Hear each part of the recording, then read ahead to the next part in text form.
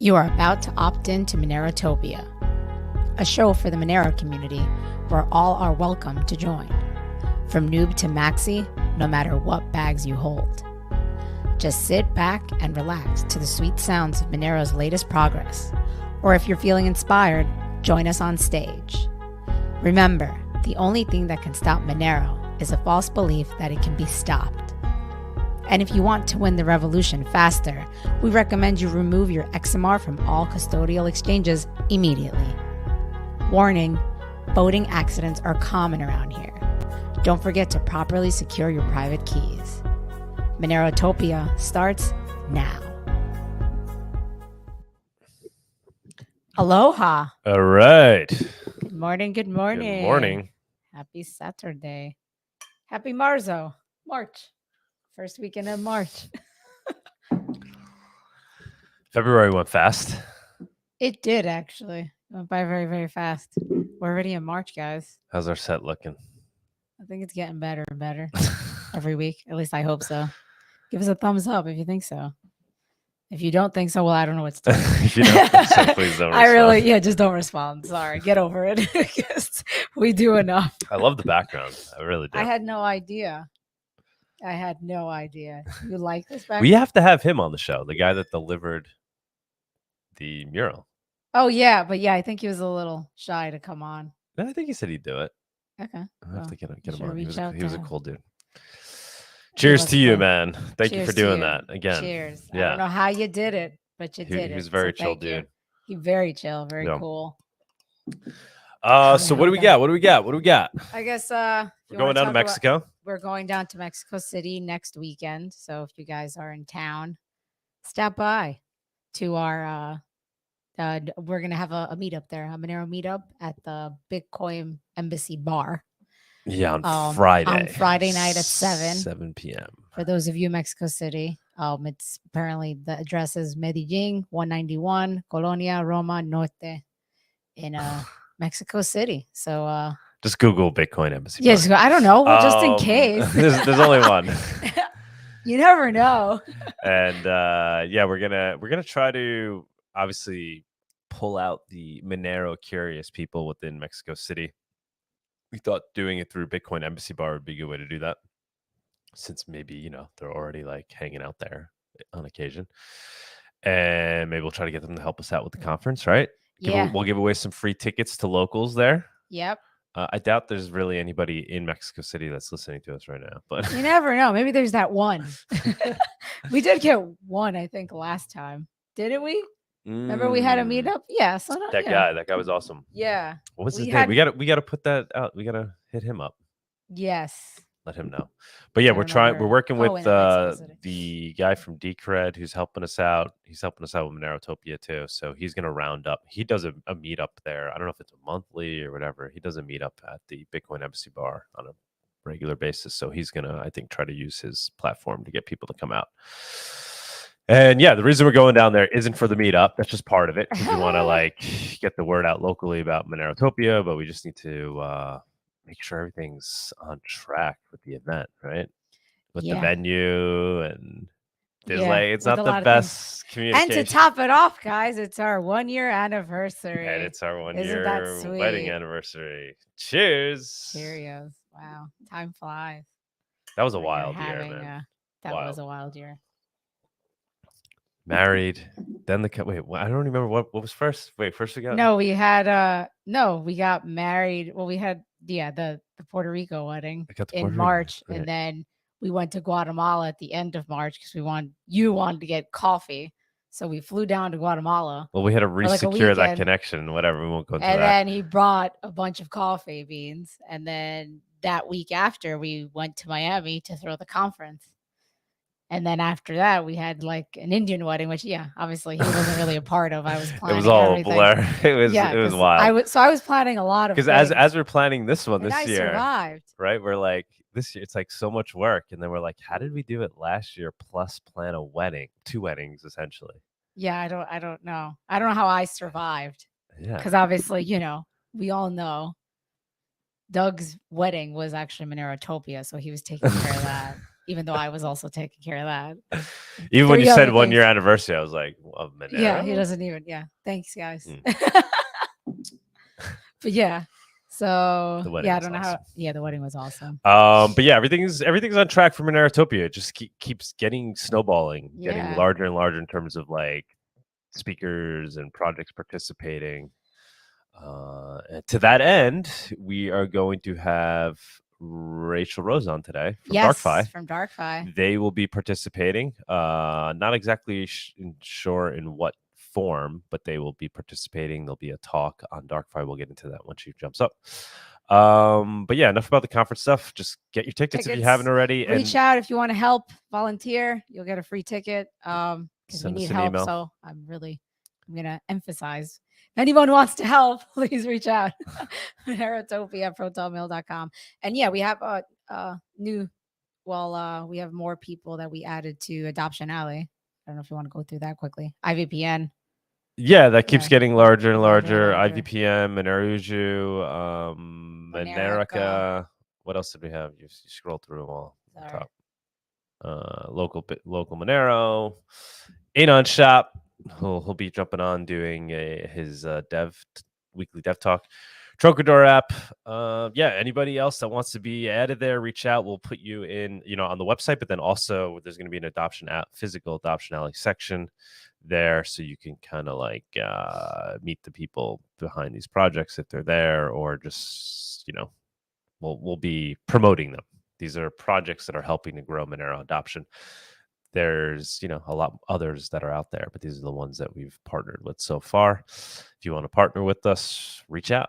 We want to give, we're here to give everybody a platform that's doing things to help Monero grow. So all are welcome. All are welcome. We got another DJ that reached out. A VJ, right? Yeah, VJ. No, another one. This is the DJ. No, but we didn't add that. We have a VJ. And yeah. Yes, that should be cool. That should be interesting. Reach out for anything, guys. We're open to ideas. We had somebody that just reached out. Did we add him to the workshop? He's going to be helping us out with the workshops. He hit us up on Twitter. He's like, guys, I know a lot about this stuff. We jumped on a call with him. He was like trying to figure out if he was coming to Monerotopia or not. He's like, I'd be more inclined to come if I could help participate. Tuxedo. So we had a great call with him, and sure enough, he'll be helping us out with the workshops. He's very well informed on these topics, and so he's going to be there physically helping out with the workshops. So that's cool. And he might give a little mini workshop of his own. Yeah. On Calyx. No, not on Calyx. The Graphene. Graphene. So that should be cool. Well, he's gonna reach out to confirm, but hopefully. And he's reaching out to the Graphene community, see if we get them more involved. So it's all coming together. Just keeps adding and adding.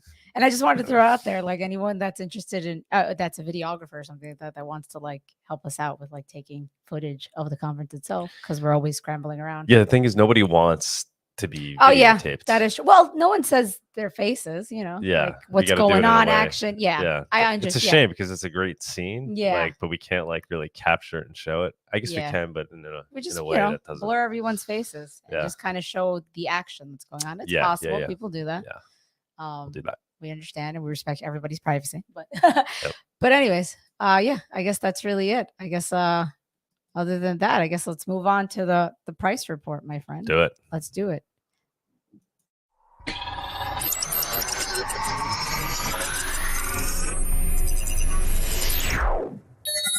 The Monerotopia Price Report segment is sponsored by Local Monero. Avoid using KYC exchanges. Buy and sell Monero directly for fiat, peer-to-peer. Wow. Aha, we got a new intro. We upgraded, guys. Nice intro, man. I like it. That's all I have to live up to. I don't know if I can handle it. That person did a really good job. We have we're still waiting on a few segments, but we're going to be I thought we were going to throw Bawdy in there, though, wasn't it? Yeah, but we just didn't. They're working on it. Oh, okay. Coming soon. Bawdy, what's going on, man? Oh, not much. Just chilling. How you guys doing? Good, chilling. All's good. Yeah. So another crazy week. I saw, there were blood in the streets this week. It's fair to say. There was a little bit. We took one on the chin, you could say, but it really wasn't all that bad. it was a 5% drop. It looks very much to me like it could have just been liquidating the longs. Apparently, price needs more time to consolidate before it's going to decide to do one thing or another, whether that's go up or down. So, right. But I mean, stuff falls and people lose their heads and they run around all over the place and they're scared. That's kind of the point, What's with this guy Monero Bull, who I see on Twitter, and then he's like, well, I don't understand why he calls himself Monero Bull, and he seems to be so emotionally affected by these prices. I don't know if it's like a parody or a satire account. I can't figure it out. One of our guys was offering to buy his account off of him for 1 Monero. I can't remember who it was now, but that was like 2 days ago. Funny stuff.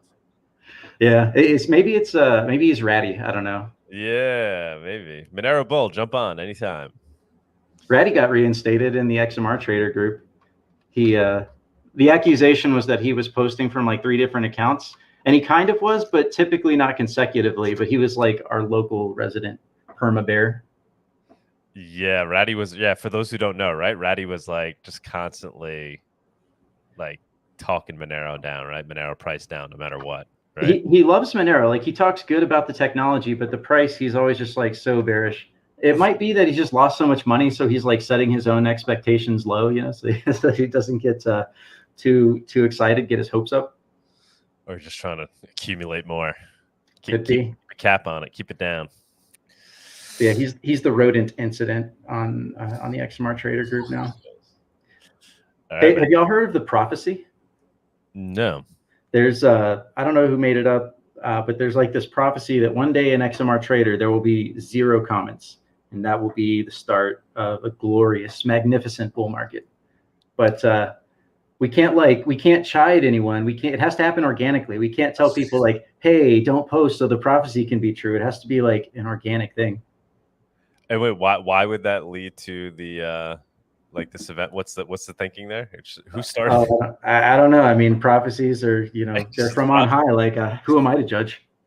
Who made this who was like the first to speak of this prophecy? That's a good question. I should go inquire about that. Probably right. I just believed it. Like as soon as I heard it, I said, "Oh yeah, of course. Why not?" It was probably so that he could always then comment and ruin it. He's actually been pretty good. We've been so close. There was like one time it was 8 p.m. We were almost there, and someone was like, "Slow day today." But we can't tell him. We can't be like, "Hey, yo, don't mess up the prophecy," because then like it doesn't count. Exactly. Shit. Right, well, speaking of prophecy, hopefully I can prophesy some directionality here for people on these markets. I don't know. Let's do it. I'm not too convinced one way or another, but so this week was interesting because stocks seem to rebound off of a very natural support line, whereas crypto just kind of crashed back down. We saw a divergence where crypto went down, but stocks were going up, which doesn't typically happen, and that's not the kind of decorrelation that people were hoping to see. But oh, and yeah, guys, if you're on Twitter Spaces, recommend that you get on YouTube. Make sure you're on 720p. That way you can see all the charts we're going to talk about. So right now we're looking here at total market cap, and we're going to look at the big view and then the small view. So basically, you've got these 2 big trend lines. You can see that the bottom trend line comes from way back in the past, 2015, and it's pretty much the only way that you could draw those lines at this point. And we're sitting just below those. I remember saying a few months ago that it's going to be really difficult to get above these upsloping trend lines. And it seems to have been a bit of a problem so far, but that doesn't mean that we can't get above them. It just means that apparently we need more time. So we're basically retesting this sort of zone of resistance on these downsloping trend lines here. So we really want to hold this for total. Just the fact that it's even kind of like wicking down below that, I don't like that. That's not strength. That's not really what you want to see in a market that, where you want to be convinced that things are going to go up. Still, though, I would say that overall the structure is still here. It's still intact. Total is still flirting with being, it's basically below this FTX doom level. Total just can't seem to get above that level. And if you think about it, it kind of makes sense. FTX was probably involved in the artificial leverage and pumping of a whole bunch of shitcoins. And now that they're gone, those shitcoin market caps are just not coming back. And it might be difficult for them to come back. It could take quite some time. But let's go ahead and turn off the broad view lines, and we'll go to the shorter term so that we can see the more local structure. Oops, there we go. Okay, so this is our more local structure after we pumped off of the bottom here. We're still kind of riding in this, it's really a broadening structure. So basically we've just come down here to test the bottom. Obviously this isn't really where you want to be. This always makes you uncomfortable because there's always the possibility that this breaks down and does this and then does that. So hopefully price will give us enough advance notice so that we can get out of the market if things like that happen, if those developments happen. I don't know if I have it drawn up, but that's basically what happened on a much longer time frame. That's what happened right here, where you could have like drawn these lines a couple different ways. And then, you know, we basically kind of broke through the highest one, and then we kind of like progressively worked our way down. And then, yeah, I mean, just totally broke down from there. So hopefully we don't see kind of a similar pattern develop, but right now that does look like it could happen. That wouldn't be out of the question here.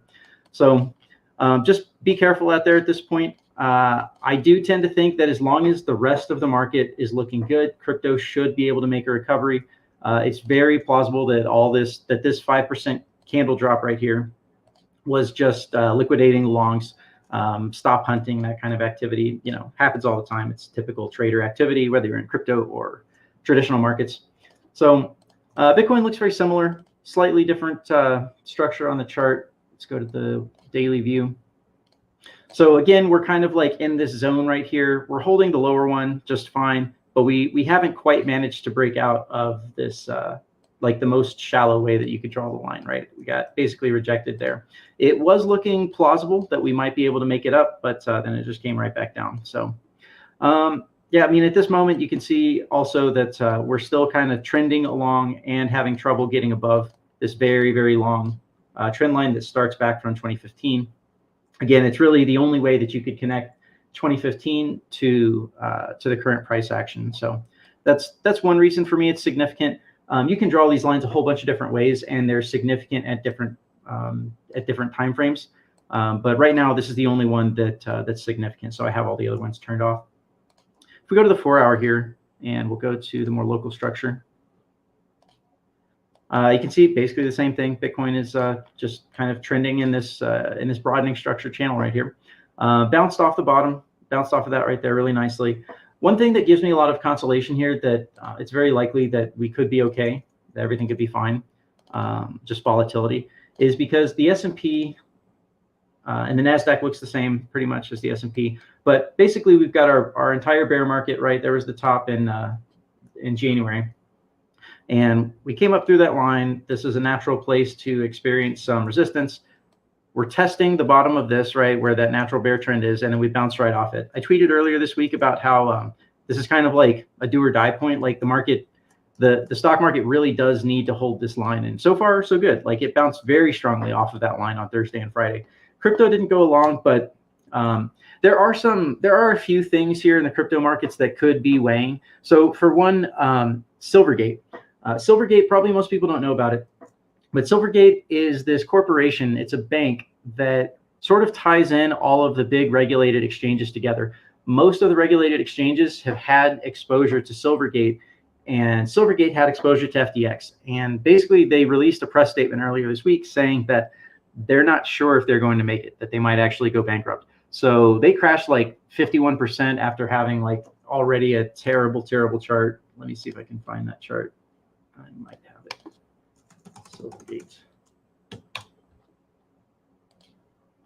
Yeah, so you can see that Silvergate is down by substantial amounts from the top. So that's 95%, and then it dropped another 58%. So what is that? That's a total of 98% down. So again, Silvergate is like this really big corporation, big bank that a lot of crypto exchanges, regulated exchanges, use for liquidity and keep funds with them.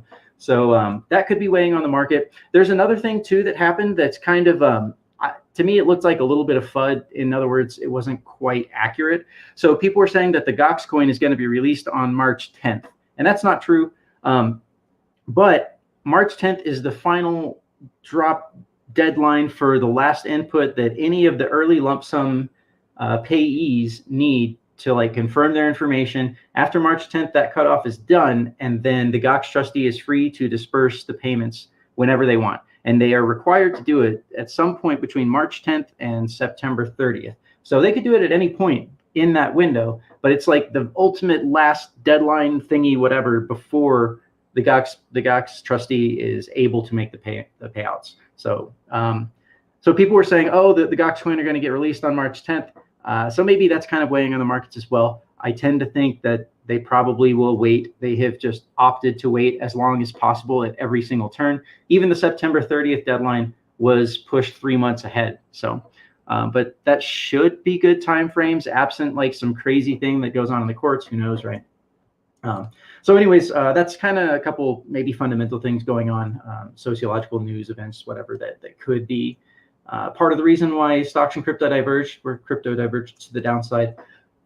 So I don't know. We'll just have to see. There's a good chance we can bounce back next week. That's what we really want to see from here, right? Like, okay, you're still in the structure. It makes sense. Everything's fine. But you really do need to see a strong bounce up to at least this splitter right here. So hopefully that's what we get. Oh, you know, I also wanted to show you guys some of the descriptive statistics. So these blue lines here are the standard deviation for the entire lifetime of Bitcoin. So it's like if you took every single candle from the start of this chart all the way through, that's what these blue lines are. And they're continuously computed. So at every single point, it takes all of the data from before. Whereas normally when you compute like a moving average or a moving standard deviation, normally that's it's only taking like say 10 candles back or 100 or 1,000 candles back. It doesn't normally go over the entire data set that exists up until that point. So it's like it's a continuously computed moving average, and which is the white line, and then standard deviation, which is the blue line. So basically, we're kind of just hanging out, flirting with this inside the standard deviation range. There's one more thing. That's actually not quite right because that chart doesn't have the full price history of Bitcoin. So let's take a look at it with BLX. So BLX has the full price history of Bitcoin. Okay, so we're basically sitting here in between standard deviations. One of these is called the geometric standard deviation. That's the fainter line. They're both standard deviations, but you can do some trickiness to deal with the exponential nature of the chart. So you kind of get two separate lines. So I like to look at them both. At any rate, we're kind of just trending on this upper standard deviation, which has tended to be kind of like the bull market zone. Like people like to talk about which moving average or which set of moving averages is your bull market support band. I kind of like the standard deviation better. It's simpler, it's more straightforward, and over the price history, it has tended to basically signify that we're in a bullish setup. So you can see right here, like this was basically the bottom. In between these lines was the bottom last bear market, and then we actually dipped below that. So overall, you know, nothing too crazy going on here, but you know, just for your edification. Let's see here. We can take a look at Bitcoin dominance. I was expecting this was going to go up all the way to the top of this range here. So this white line, this line right here, I was expecting we'd go all the way up there. You can kind of see I drew these lines here where it looked like the chart was going exponential, but then we basically broke down. So at this moment, we're kind of sitting in this triangle, or at least with this overhead resistance. I don't really have any strong opinions on what happens here with Bitcoin dominance. I've heard maximalists say that, you know, dominance is going to 70 or 80 to 90%. They still think that, even though it's been almost 2 years at this point and it's been below 50%. I just think that if dominance was going to do that, now is the time for it to do that. FTX collapsed. A lot of the support for all the shitcoins fell out, and you would think that should be the opportunity for, you know, for dominance to really make a break to the upside. But so far, it's basically just kind of range bound. I would anticipate that we'll probably just be range bound for a very long time. Let's take a look at Ethereum and Bitcoin as well. So we were talking about how there's this very long trend line, and there's these fundamental event and Ethereum happening where it's called Shanghai. They're going to unlock everyone's stakes. So it's kind of basically just like riding this very, very long support line, which is interesting because normally when you break down, like that was a clear breakdown. Normally you would expect for this thing to continue going down, but instead it's really just kind of rode this line up as if it was a trend line. So, I mean, I guess it's possible this thing could still kind of take a dip to the downside. You could almost say, okay, that was a break, retest, and then it could go down again. But at the same time, I don't know, like there's a load of people waiting to get into the Ethereum staking smart contract, which means that anyone that unstakes is going to have to wait to get back into it. So if I'm a staker, which I'm not, but if I was, I would think to myself, do I really need to unlock that stake? Do I really need that money right now? Can I come up with that money somewhere else? So I tend to think that I just don't think that this stake unlock is going to be a huge negative price event. Like it might temporarily be, so it should get released here in March, sometime in the next like 4 weeks. So it might temporarily take a dip only to come right back up. That could very easily happen. So I don't know. We'll just have to see. Let's take a look here on the Z-scores. Z-scores are slowly, you would say that they're trending down, but they're actually just they're just showing less and less volatility, right?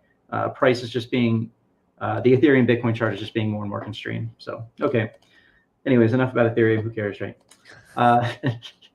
Let's go to Monero. So Monero right now is sitting in between, basically that's that huge sideways triangle that we've had for a long time now. There we go. Okay, so yeah, basically this is the way to draw that bottom line, the one that makes the most sense, or at least that's the most relevant for price action now. I really don't like hitting this line 1, 2, 3 times like that. You know, it's like, okay, first touched, long time, right?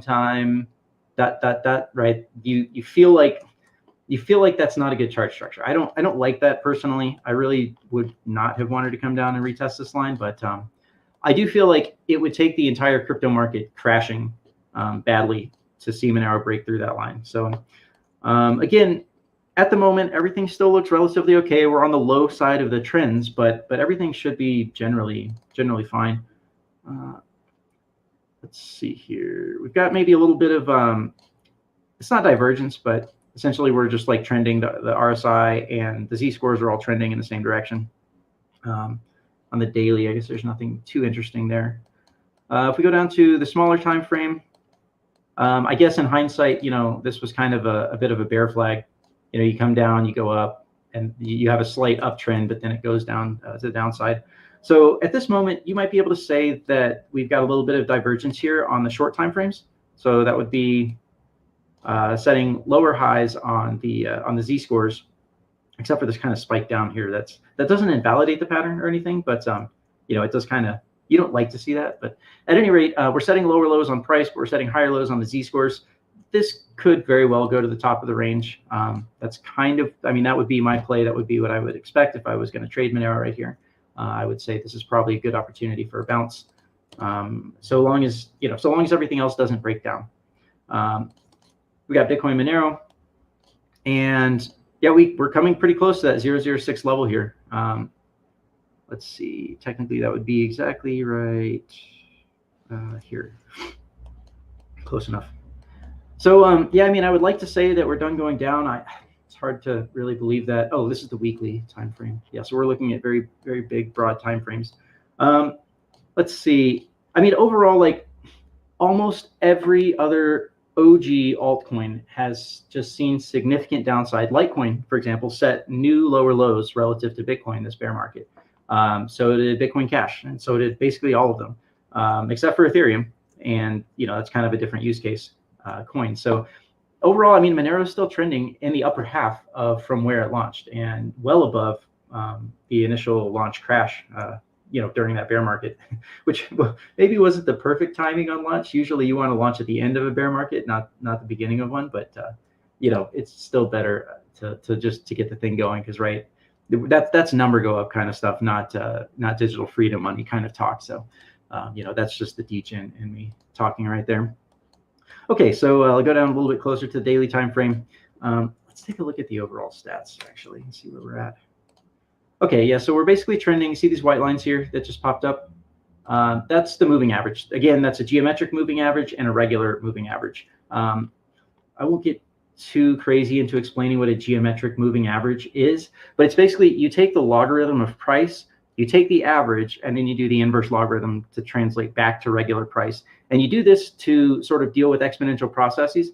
Both moving averages are important. They both seem to signify important things. So like, for example, as a very, very rough estimate, you can see that down here, that was kind of like a limiting factor for a while. And then hopefully, we're taking the lifetime geometric moving average, and this should flip into support. If we can move to the top, that would be a very nice sign for XMR BTC. Yeah, I mean, it's not really what we want to see. The other thing too is you can take a look on XMR versus ETH, and we kind of broke that down. You know, we had this nice channel, then we had to redraw that channel, and then we broke down there. This is just not good. Like, honestly, like even if we come up here and just like touch that, that would just be a retest of that line and could easily go down further.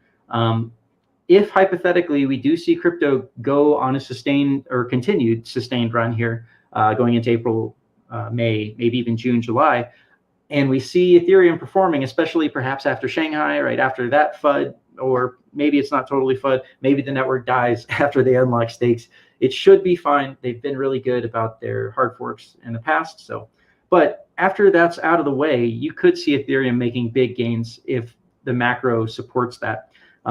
Which, I mean, as much as we don't like to admit, that can be problematic for XMR price, especially on something like Ethereum, when like the hype is just growing for that chain and it just keeps growing.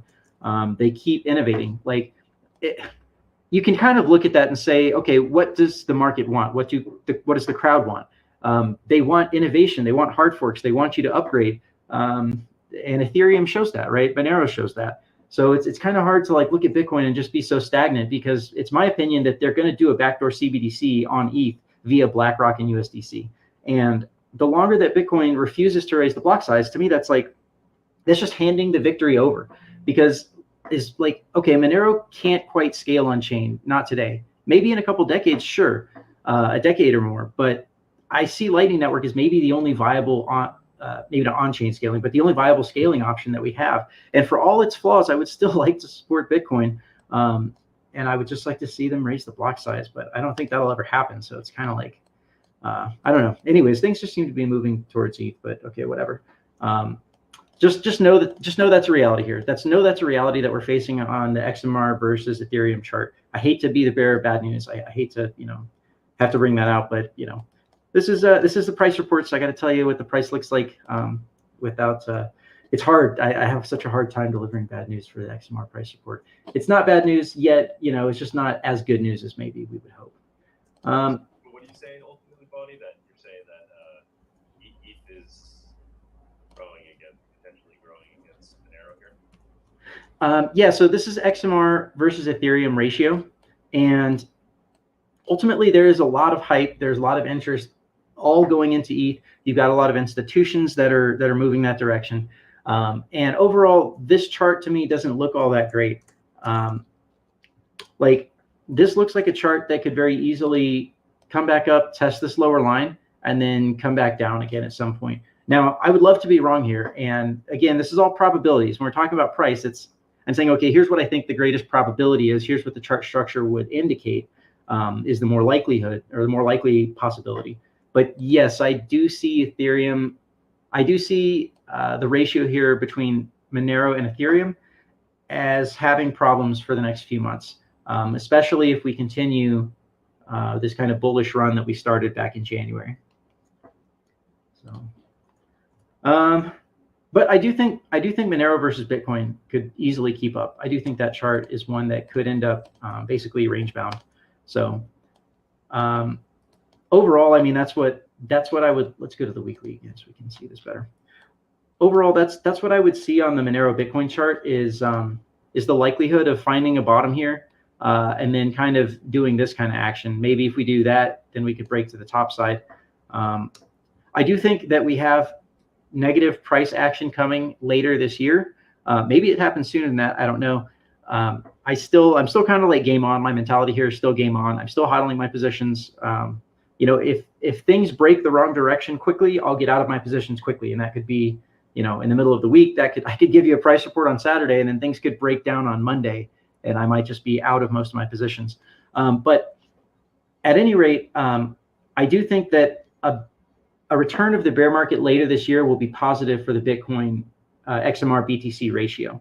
So, we haven't looked at the divergences. So the divergences look to me like they're basically neutral, minus Qcoin. Qcoin is like all over the place. So let's mute them for a second. Okay, bye-bye Qcoin. So over the past week, we've basically seen, we've been down, we've been up, down, up. So we're basically oscillating around the 0 point. So that's really what you want to see here on these price divergences. I really don't want to see them accumulating, and I don't want to see them having negative price divergences. I'd rather them just leave our price alone. They can't seem to help themselves, but that's just what they do. So, okay, maybe the last thing we could talk about here is stocks. I think we basically talked about it already. we looked at the S&P, basically bounced off that strong support. We've also got the NASDAQ here, same deal, right? It came down to the, now the cool thing about the NASDAQ that's inspiring, it's like hope inspiring, is that it could have broken down all the way to the lower line down here, right? And then been limited and had problems. But instead, so far, it looks like it's done a nice bounce this Friday. It bounced off of that support line. This is the kind of action you want to see it kind of come up here, do something like that, and then break through. That would be like an ideal scenario. I think something like that is probably more likely than breakdown right here. Another one is the Shanghai index, so also called the SSE Composite Index. This is China. It's basically like the summary of stocks for China. And they're basically in this rising wedge pattern. And you'll notice that they found support before they even got to the lower part of the line, which is bullish. And now they're pressing up against the top of this line, and they have been all the way through. So I really, really want to see China, Shanghai break through the top of this line next week and then find some support and then go off to the races. Shanghai has been a leading indicator for crypto and stocks for like the past 2 years. It was breaking down well before the bear market in stocks and crypto happened, and it was pumping just slightly before the crypto pump started in 2020. So yeah, we're looking at this, should hopefully, like, it does inspire confidence. Let's see, anything else? Maybe Z-scores. Overall, we're looking at Z-scores continue to trend up on the S&P. So that's nice, that's good. Overall, the signals I'm seeing are all still pretty much game on. There's a little bit of problems here with the repo, the overnight repurchase agreements, the reverse repos. So again, this is money held with the Federal Reserve overnight, and we had a nice downtrend. We basically kind of came back to the moving average right here. That's the 100-day moving average. So for now, this downtrend is stalled. That doesn't necessarily mean that that the markets have to crash or anything like that. But it does kind of give you the picture, the idea of consolidation here. The dollar index was in this rising wedge here, and then it broke down this week, kind of retested that, and then came back down. And this red candle right here on Thursday, or not Thursday, on Friday, that's kind of a, let's see if it's not an engulfing pattern, but there was another engulfing pattern. This red candle right here on the breakdown was actually an engulfing pattern where price looked like it was going up, and then it actually red dildoed all the way back to the bottom. So right now, you would look at this and you'd say, okay, Dixie has probably, it's probably towards the negative end of things here.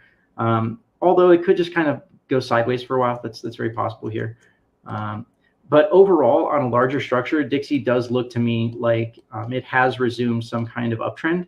And while this might need to go down, I would expect it's going to find support at some point. And then at some point, I do expect it should at least touch that splitter. The larger picture on Dixie does look to me like it's maybe not bullish like it was during the bear market, last year, but still bullish, kind of a reversal from this big downtrend that we had starting at the end of last year that kind of helped to drive the recent bullish action. So last thing, this time I promise last thing. So you can see this crazy drop that crypto had. These are the Z-scores. So Z-scores, like, they tell you, they let you compare different asset classes right next to each other because it accounts for the volatility of that particular asset class because you're referencing everything to moving averages. So anyways, crypto took a big drop right here and then kind of basically recovered, and you can see where stocks came up quite well. So yep, I would say overall general big picture here is be a little bit nervous, but don't be that nervous. Keep your positions on the board, keep your chips in play.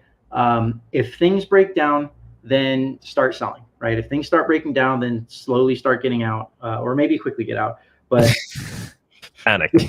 Just keep your eye on the markets. How's that? Just keep your eye on the markets and just know that if you're in profits right here, if things start breaking down, you need to take some profit. You need to lock in some of those gains. But for now, everything still looks okay.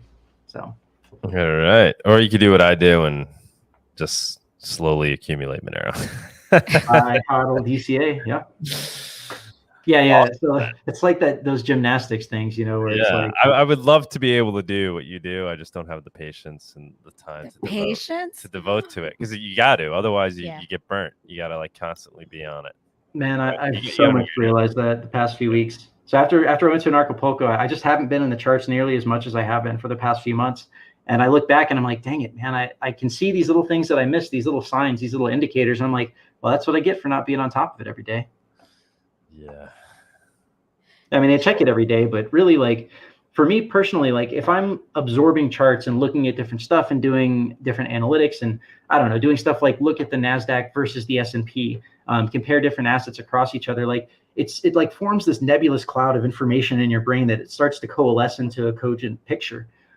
But you got to spend hours a day doing that, where it's like, okay, I might check the charts like 30 minutes, 30 minutes a day is not nearly the same thing. Yeah, you're not getting the whole picture. Bawdy, thank you so much, man. Thank you. Thank you. Yeah. Awesome. Cheers. Stick around. All right. I will actually. I do want to see Darkfi. Oh, I forget her name. Yeah. Your guest. We will get to her soon. We'll get to her soon. We're gonna do that. Thank you, Bawdy. For those listening in on Spaces, you can watch us on YouTube. Obviously, I guess it's a lot more entertaining if you're seeing the charts, as opposed to Bawdy just talking about them. And in general, it's better to watch on YouTube, but if Twitter's the only way, please stay there. And then at the end of the show, we jump into the Spaces where you can ask questions, and hopefully Darkfi can stick around and answer some questions. All right, moving on. Moving on. Let's go to the development section. And now for the Monero development segment. Not as good as I know. Like I said, we're working only because we haven't slowly. done it yet. She's working on it next. Because you're a new segment. What? So. Are you insulting my segment? That's just mean. I thought it was great. Thank you so much. That was amazing. 10 out of 10. Well, it's good. You'll be blown away once the real one. She does a really good job. We're slowly releasing them as they get ready. They take time, that's why. But yeah, take it away. What's going on, man? I've been just this I saw Zuko from Zcash tweet something. I'm a little never meet your heroes, but I guess this week, unfortunately we have some Monero FUD I would like to discuss. Unfortunately, I always expect more from crypto people, but I'm constantly disappointed. Yeah, I'm particularly disappointed too, only because it's like Laura Shin and Andy, they're like old school, quote unquote, crypto journalists, right? So it's like they exude this brand of trustworthiness and journalism, right? Like, and I don't know. I mean, it was a great interview. Highly recommend listening to it. Andy talks about some amazing things from his early days in crypto, from his early days in journalism, crypto journalism. But he gets to talking about the traceability. He's talking a lot about the traceability of Bitcoin, because that's basically what his book focuses on. But as you'll get into it, he then kind of the takeaway from that video is that Monero's traceable and Zcash isn't. That's the overall takeaway, which I think is unfortunate, because she has like a huge platform, right? So you're kind of misdirecting a lot of people. They're going to be like, "Oh, okay, Monero's traceable. I didn't realize that. I thought it was digital cash." So that's what bothers me about that. And then I reached out to Andy. I tried to get him to come on the show, and he doesn't want to do it. He doesn't want to rile up the Monero community. I'm like, you just did rile up the Monero community. If you don't want to rile them up, come on the show and we'll talk about it. But don't drop these bombs and be like, "Oh, I don't want to rile them up." Like, what? So I don't know, man. I'm always suspicious of people. I don't know. I don't know if there's agendas out there. I don't know if people are like Zcash bag holders. I don't know what's going on. But yeah, take it away. I mean, I just want to. Yeah, I mean, it's very hard when you're talking like money's involved. I just want to be clear that I guess the reason I'm upset, I'm sure the reason Doug's upset, is that this is, at the end of the day, money aside, this is like cryptocurrency should be a tool. I mean, I guess if you're Monero, you believe cryptocurrency should be a tool for freedom and everyone should use it. So it's very important how you talk about these things, right? Because history has shown us once all the time that people thought Bitcoin was anonymous and used it, and some people ended up going in jail because it wasn't anonymous as they believed. So it's very important to be clear when you talk about these things. So it's not just like I'm trying to protect my bag of Monero, right? I'm trying to protect the privacy of people. So let's get into it. If you didn't see the video, I won't go over it too much. I think Doug did a great job of detailing it for you. Let's go over some of the, I guess, myths or misinformation, I think is a better word for it, that was covered in this specific video. So they hinted at a big claim. There was this paper, or I guess slide, advertisement slide. I don't really know the context that it was leaked in. It was where Chain Analysis leaked a slide, or someone leaked a slide from Chain Analysis, and they claimed that they could analyze, I think, like 60% of Monero transactions, and this was covered, like, happened like, I want to say like 2020, and it gets hinted at by a lot of people on Twitter, and it probably gets hinted by the person in this video.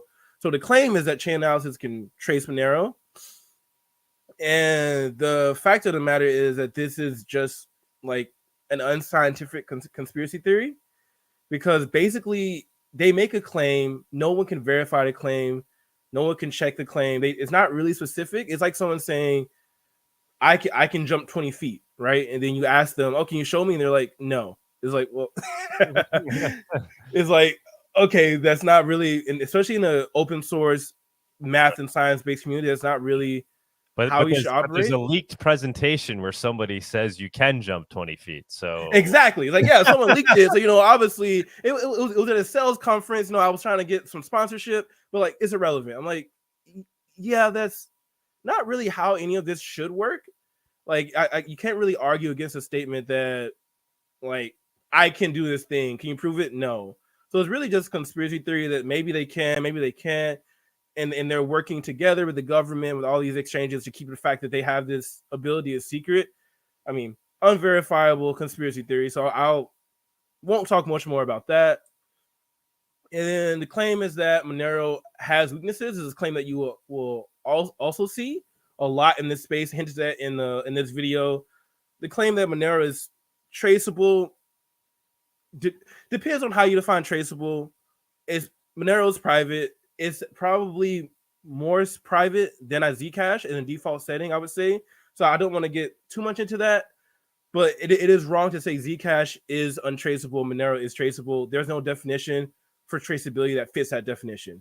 Yeah, I mean, I think, to be fair to Andy, I think he did allude to the fact that it's probabilistic and not deterministic, if anything, to the degree to which they can garner some information, and from this information they have leads, right? Yeah. There's no deterministic traceability of Monero as far as anybody knows that would know this the most, right? And there's that's definitely very fair assessment that's taken place in the Monero community. Highly recommend watching what was the video series that Justin did? Breaking Monero. They go into all this. They review this paper and kind of debunk this paper, this old paper, an empirical analysis of the traceability in Monero. But yeah, go ahead, DGoon. Yeah, no, that's great. That series is literally what got me into, I would say, like, privacy cryptography. It is an amazing series. It's 7 parts. Really accessible. I definitely recommend people watch it. And I would say definitely, in the video they say that Monero has its deterministic traceability, but on the other hand, they say that Zcash is, at least in the clip that I saw, Zcash is untraceable, which is like not remotely true. And like, nuanced statement. I feel that claim is not true, and they might have some investor interest making that claim. But let's get into this paper. And then the paper pretty much goes over how there is a big issue with like Monero ring signatures. And like Doug said, the paper, if anyone cites this paper to you as evidence that Monero is traceable, the paper was actually released, and by the time it was released, most of the findings in it weren't actually relevant, because Monero had actually got a draft of that paper and actually patched the issues presented in that paper. This is an old paper. Oh yeah, this is an old paper. So don't let anyone like flood Monero for you by citing this paper. It's a really well-written paper, well-researched paper, and a lot of the attacks in it aren't even new. It's just a new application of them. So it's not like world-ending. It's an old paper. Some of the stuff in it are still good. But if anyone's going to talk about Monero's issues, most of the issues are going to lie with its ring signatures, which is how Monero selects its which is how Monero protects the sender's privacy, essentially. So if any issue Monero is going to be pointed out to, is going to lie in this. I want people to be prepared for that. And then summary at the end of this paper basically is that you should avoid KYC exchanges as usual, right? If you're in Monero space, you should be pretty aware of that. And currently, Monero is working on getting better ring signatures, which a lot of people might be aware of, that Monero is increasing its ring size. I want to say it's still tentative. I've heard numbers like 128 ring members to 256, but it's not just the size increase that will make Monero more private. It's also how Monero will pick its decoys, which is also really important too. And then there's currently a funding going for improving Monero's ring signatures against statistical attack. This offset by Runknium, I don't want to get their name wrong, but it is a beautiful paper. They're working on protecting Monero from its ring signatures attacks. He'll be doing a presentation for Monerotopia, by the way. Are you serious? Yeah. Oh. He's never. I mean, he's going to remain anonymous, and he's going to do it remotely. But it's going to be the first time that he's, essentially presenting. So very excited. Oh, that's so beautiful! Like this, like Monero's research is like literally one of the best, because I tried learning more about Zcash, and it was actually really difficult because there is no breaking Zcash, there is no like zero to Zcash. There's no mastering Zcash. There's like nothing on Zcash. So that's an issue in itself. But conclusion is going to be avoid KYC as usual, right? You should ask questions and do the research yourself. Don't trust someone on Twitter, even if it's me, if it's anyone that just like said, Monero's this, or Zcash is this. You should ask them questions. And like Doug hinted at, if someone's unwilling to answer your questions, you should be highly suspicious of them. If they're unwilling to go on an interview with you, you should be highly suspicious of them. If they have no evidence for their claims, you should be highly suspicious of them. So that's just a good overview. And to this day, Monero offers the best default privacy in the market today. So you shouldn't be worried about that. And any claims that Zcash is untraceable and Monero's traceable are just false, unnuanced claims. And I'm sure that our guest today, Rachel could tell us all about zero knowledge proofs in their applications and things like that. But yeah, it's just really sad to see this amount of misinformation from people who I consider to know better. It's really, really sad to see, Doug. Yeah. No, you touched upon two other things I want to point out to you. Mm-hmm. So he talked about the leak slide, and then he also pointed to the DOJ, I think it was the Department of Justice report for the, I guess it was the Bitfinex hack, that the large hack that happened where they then used Bitcoin's traceability to basically find the hackers, and as part of the trail, it shows Bitcoin being exchanged into Monero on exchanges, mm-hmm. and so he kind of referenced that as showing Monero's traceability, where it literally showed the opposite. It showed it leading to a dead end.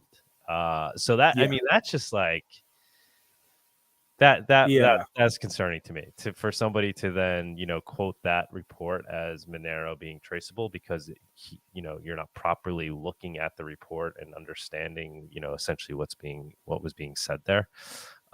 Nothing about that said that we could assume that they figured out how to trace Monero.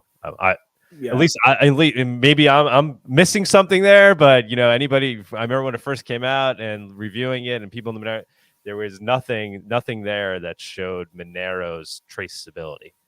No, you're absolutely correct. I would agree with you, and I would say the issue that Doug pointed out in this case is like when someone swaps from Bitcoin to Monero, then swaps back into Bitcoin, and then people would say, oh well, Monero's cracked. Like any coin. If you're hopping from a transparent blockchain to an opaque blockchain to a transparent blockchain, you're going to leak metadata and you're going to be traceable, right? Because what they'll do is they'll just look, oh, you deposited $13 into this, and they'll wait for you to leave. Oh, you got $13 back on Bitcoin, so you can trace that transaction that way, right? You can sort of think of it like a club, for example. If you walk into a club and the club's private, I don't have to track what you do in a club. I can just wait for you to go in and wait for you to leave, and I can track you that way, right? So is that making sense? I don't know. No, yeah, totally. And So that was just another point to make. And yeah, well, we'll leave it at that. It would be great if Andy, changes his mind and comes on and chats about. I get it too. Like, he doesn't want. He's not. I think he admits he's not an expert in these things, but all the more reason to be honest about it and talk about it, and talk about where he's coming up with these claims, the information that he's pointing to. And just have an honest conversation of how he, and then he says in his tweets, "Oh, but I didn't actually say it's traceable." But if you listen to the interview, Sunil, you want to play? Actually, you want to play that part right now at the 50-minute mark? The 50-minute mark. Yeah. Okay. Let's see, 40. Yeah. That's like 50 and change. Yeah. Yes, it's pretty rough. It's pretty rough. Yeah. Good to warn the viewers out there. The whole thing, but this is kind of the most. That the investigators continued to follow that money until it was exchanged back into another form of cryptocurrency and cashed out. And it does seem very possible. I imagine like Chainalysis had to have been involved in that case. It's the biggest seizure of cryptocurrency, again, of money of any kind ever. And it broke the record. And it does seem extremely possible, I'll just say, that investigators did trace Monero in that case too. I don't know how they did it, but that is their business, is like knowing how to trace cryptocurrency. I'll just say it. They traced Monero. So he concluded that they traced Monero. That's the maybe he slipped up on his words there, whatever it is. But that's why I wanted to come on and talk about it. And the thing is, that's a very large audience to be telling that you've concluded that Monero is traceable and that you think Chainalysis has a way of tracing it. And yeah, the second point I want to make too is if any, Chainalysis, in my understanding, offers services for tracing Zcash, right?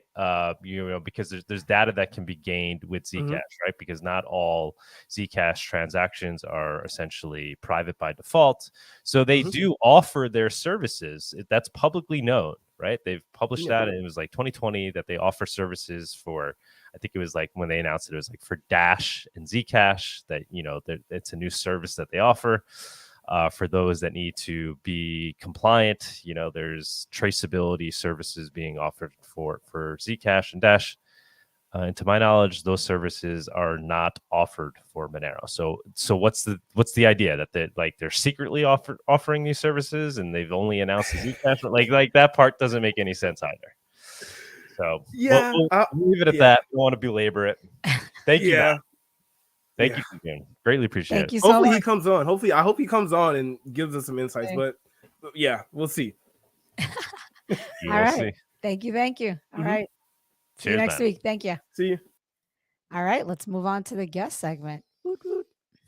The Monerotopia guest segment is sponsored by Cake Wallet. Store, send, receive, and exchange your Monero and Bitcoin safely on iOS and Android too.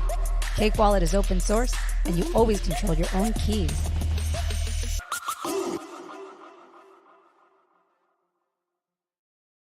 Intro. That is. That's our other video. Hey, Rachel. Hello, Rachel. Hello. Oh no, we got Thanks for having me on. Wait, how's the sound? Let's hear you talk. Is sound okay? Oh yeah. Oh, okay. Yep. Yeah. It Perfect. got a little fuzzy for some. Thank you reason. so much for patiently waiting around. Appreciate your time. No worries. Interesting discussions. What's your first give a little background for those of you who don't know, for those out there that don't know about you, if you can just quickly give a little intro. Yeah, sure. So I'm a programmer for Darkfi, and we're a layer 1 blockchain for anonymous applications. So sort of like ETH in that it's a general programmable smart contract, programmable smart contract platform, but different to ETH in that it's fully anonymous. So I'm working on that. I've been working on that for the past few years. Awesome. Very cool. Before we get into that, what do you think of this? The Monero. I mean, the Monero FUD's been going around forever. What's kind of your overall take on it? Yeah, interesting questions, and I'm glad you brought it up because I'm happy to talk about that.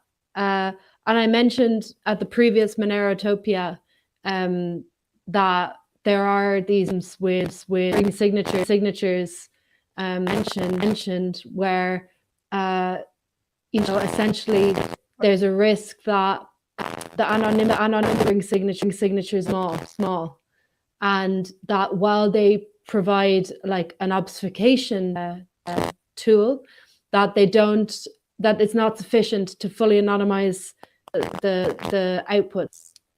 However, like the kind of the conventional wisdom on Monero is that this is theoretical, and there hasn't been any kind of concrete evidence or proof is case. Can you guys hear me okay?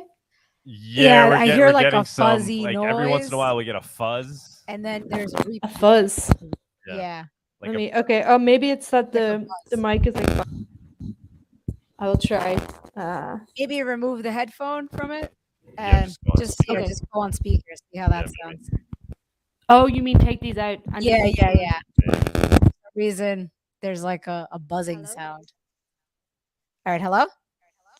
Yeah, no, she's very low. Can you hear me okay? A little better. Yeah. Go ahead. Try. Okay. Yeah, I think sounds that's better. Yeah. Sorry about that. No worries. Sorry for the technical issues. So I was saying that Monero, the ring signatures, are probably are definitely the weakest point of the design. Mm-hmm. But so far, it's been considered largely a theoretical issue. And the kind of conventional wisdom is that it's never been proven in practice. So it's ambiguous with this Greenberg thing, whether, he, like anything he says, his intuition regarding the traceability of Monero has any weight, or if again, it's theoretical. But still, irrespective of that, it's an important research topic, which is like to evolve ring signatures and to improve the overall anonymity of Monero, which Monero has a very constant and active research community, so it's completely within the realm of possibility that Monero would be able to upgrade away from ring signatures. And on GitHub, there's a issue 100, which is about the using trustless ZK snarks as a potential replacement for signatures. Very technical thread. A lot of but it's interesting, and I encourage everyone to look at that. Research ongoing, and Amr, who's our researcher at Darkfi, has been contributing a lot to the discussion. And he just posted now, a few minutes ago, his new research, which he's saying if he gets it ready on time, he wants to present it at Monerotopia, which is a potential solution to the issue of ring signatures and upgrading them with trusted ZK design. Love it. Yeah, no, I don't think anybody who's serious about Monero is in denial of the fact that ring signatures need to evolve and be upgraded. And that the ideal way to do that would be to, swap them out with some, ZK proof technology. The sound is really bad, right, Sunita? Yeah. Yes. So I don't want to, because this is all great stuff. Maybe we just jump into the Twitter spaces at the end, and you'll have better luck with that. You think that will be better for communicating for you? Yeah, or I could just quickly try a different mic. Okay. Sure. Yeah, we'll jump. Do you mind if we jump to the next segment and then we'll come back to you? And okay. When we come back, let's put on the spaces. That's fine. Yeah. Okay. Okay. I don't want to miss all this good info, and we're yep. It's okay. We'll do that. Thank you, Rachel. Sorry about that, guys. Technical difficulties. But that's awesome to hear that Amir dropped that, and he may be presenting that at Monerotopia. We're definitely going to have a roundtable discussion at Monerotopia with all the devs, and that will be some of the discussion that takes place. Luke Parker, when we spoke to him, he had said that he wanted to talk about this topic as well. I don't know if he was actually considering presenting on it. But I think his presentation might be more on Sarai, but then when we have the roundtable, he'll be part of that, so we'll get his input on that. So I think maybe that's where we'll have most of this conversation. It'll be a roundtable discussion about the future of Monero tech, and so that will certainly be a big part of the topic. Deprecating ring signatures, upgrading them. Cool. Good stuff. So Good let's stuff. move on, and then hopefully we could get Rachel in a different format. Yes. Tony's running a few minutes late. Oh no, we got Tony late. So he said 7 minutes. So it's What? either he was running back home because he was in the middle of something, but he'll be on in 7 minutes according to him. So I don't know if you want to like kind of move along, try to start the news. Do you have the I have the links. You have I the have links? the All right, 7 minutes. By the time he gets here, we'll be done. I know, and I feel bad, but I mean, we could go back to Rachel and see if she got her new mic, and then we could just jump into the spaces, and then Tony can do the news in the spaces. Okay. Rachel, how's your sound coming along? We always have random issues. Hey, it happens. We're trying to do all type of things. We're gonna put on some tunes. Rachel calling in from who knows where. I've been playing around with the Hey, me. Oh, there's an echo. Yeah, we can hear you. It's an echo. Do you think you'll have better luck in the spaces, Rachel? Test. We hear you. Still a little do you think you'd have better luck if we just did it in the spaces? She logged out. She logged out. All right, let's do the news. Let's do the news. You're gonna do the news. All right. Shall we put on her? You have the links? I have. What happened to Tony? Tony was stuck at work doing something, but he was running home. Can we do them? Let me just pop up the links. Start. See. Got these like nice soothing tunes. You like them? Everyone relax. Let's see how this goes. All right, so I guess you can just kind of start here. All right, let's do the intro. All right, let's do the intro. Like 800 tabs open now. All righty. Gotta shut off these nice soothing tunes and move on to the news segment.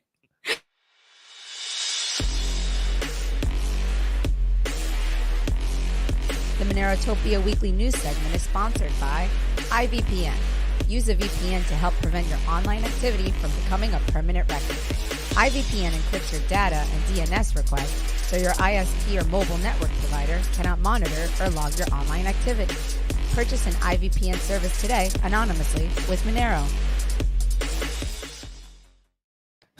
Pretty cool. With an intro like that. I know. Poor Tony's Tony isn't here.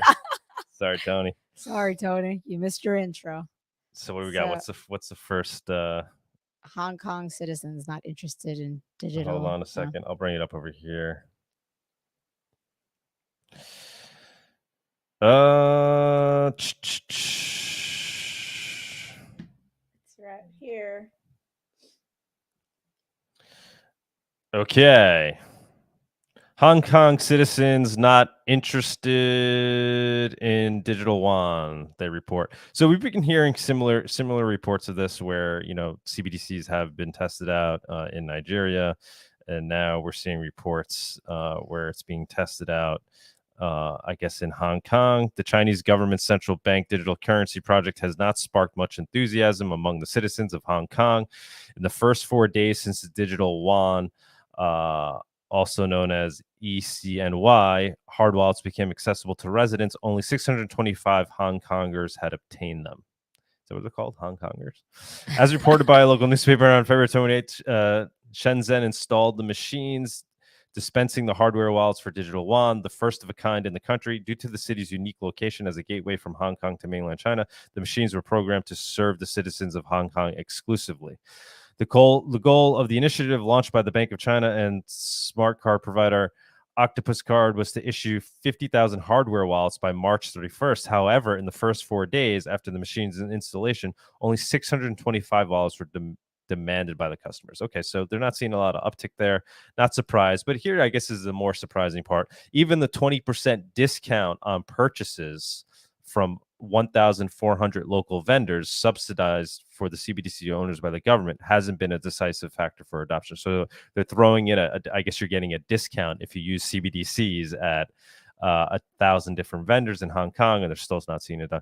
So, I mean, it's not surprising, right? People are slow, right? They're slow to port over to new things unless there's really 10x improvement, right? Everybody knows it's about technology, so not surprised that we're slow to see the adoption. But my take has always been, I wouldn't really bank on that as meaning that we're not going to see a mass adoption of CBDCs throughout the world. It's just governments are going to mandate it. They're going to slowly turn up the water, and they're gonna slowly boil frogs, right? So it's gonna take time. So right now they're trying it, they're testing it out. They gave the 20% discount. Yeah, people aren't jumping on that. But maybe when the government, basically says, all right, if you want your, to receive your tax return, it's going to be in the form of CBDC. If you want to get this, government handout for some program that's happening where they're giving, whatever, each family $5,000 for whatever reason, because of some economic crisis, guess what? It might come in the form of a CBDC.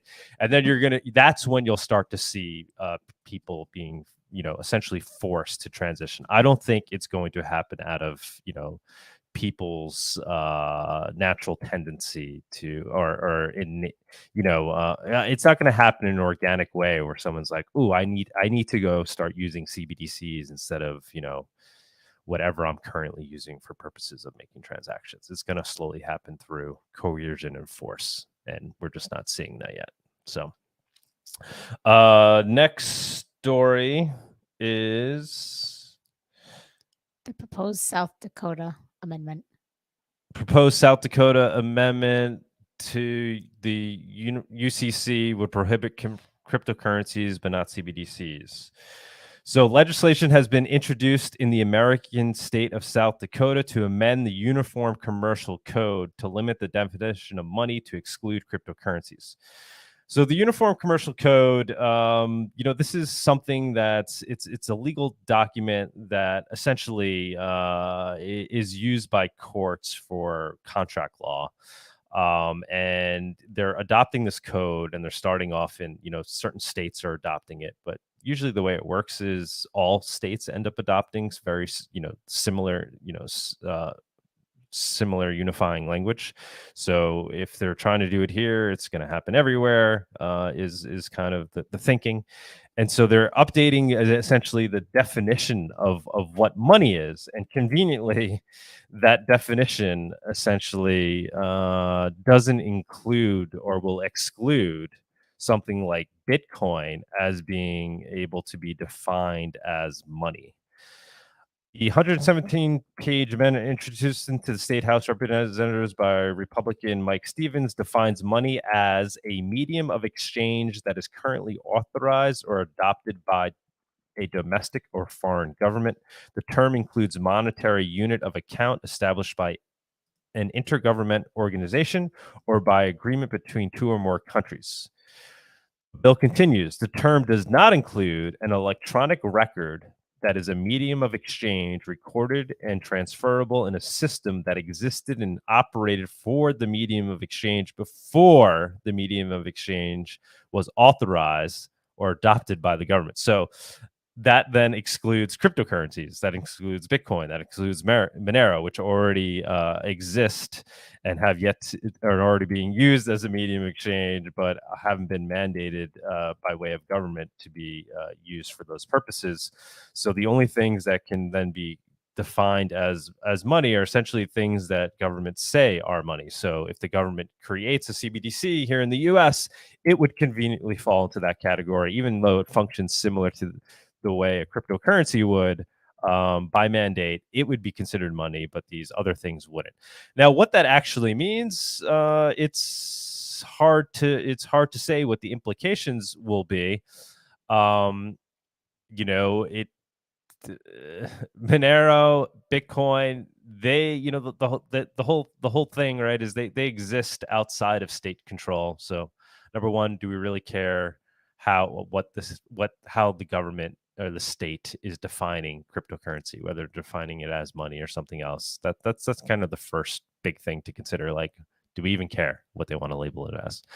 But there could be potential implications there. Some of them could potentially be positive. If it's not labeled as money, then I suppose you don't need to be you don't need money transmission licenses to do certain activities that you previously did for when you were transacting with crypto. If it's not considered money, right, you're not going to be a money transmitter. If you're, offering some service where you're, up to somebody sending you somebody's let's say like a local Monero, for example, right? Obviously they do it in a way where they're not considered a money transmitter. But if they were doing it in a way where, during a transaction, they receive the crypto, the money, they held it and they pass it on to somebody else, currently in the eyes of the law, they would be considered a money transmitter. But if they're clearly, if crypto, Bitcoin, if Monero isn't defined as money, then I guess they would no longer have to abide by that. So that's just something to think about, right? So we don't, I say that because we don't really know what the implications are of the UCC redefining the term money to exclude crypto. So something to consider. I see we have Tony. Tony's ready? Tony's up? Yep, Tony is up. Tony, man. Sorry, I was stuck at work. Let me put some perfume on. All right, let's get ready. You missed your intro. I know you missed your intro. It's really cool. Intro. Oh, you saw it? Okay. Yeah, it's really cool. I caught it. I was driving and then I saw it. Yeah, Tony, take it away. We covered the first couple stories. We covered the UCC stuff. Yeah, the Mark Moss. Yep, I told them already. Awesome. I would skip that one because that's kind of the same thing over again. I would go to the Australia. Yes, it's the same thing. I just want to mention something quick from the first two articles with Hong Kong, and then more Hong Kong. So as we've seen, people are not interested in the CBDC, just like in where was that country? Nigeria, yeah. Just like in Nigeria, people are not interested in CBDC. They want to get 50,000 hard wallets by March 31st. They only got 625. They give them discounts. People are not interested in Nigeria. 0.5% of the population were using the CBDC. The rest were not interested. So what's going to happen? They're going to force them to use them. They're going to eliminate cash eventually, so that you're forced to use the CBDC. And then we've seen Doug talked about Dakota, the amendment of prohibiting cryptocurrencies, but of course not CBDC, changing a couple definitions, right? So if it's not mandated by the government, then we're not gonna use it. Let's move on to that. Yes. Now let's go to Australia. More CBDC from Australia. They want to launch a live pilot in the few coming months. They'll experiment from March 31st to May 31st, with a final report being published on June 30th. So of course, Australia wants CBDC. All the countries want a CBDC. So it's coming soon. It's coming soon to everybody. Then let's talk about Nostr. Yeah, before moving on to that, what I found interesting in the Australia one is with the test pilot. I think one of the use cases being piloted included offline payments, tax automation, and CBDC for trusted Web3. So that one of the things they're testing with their pilot in Australia for CBDCs is how they can use it to automate taxes. So that's one of the things. If that's not setting off alarm bells, it should be, right. So that's the vision here, right. That's why they're moving in this direction. It's to control your money, have everybody using a CBDC, track and trace everybody's funds, and to be able to perfectly tax everybody. Not saying people shouldn't necessarily pay their taxes, but if we live in a world where governments can automatically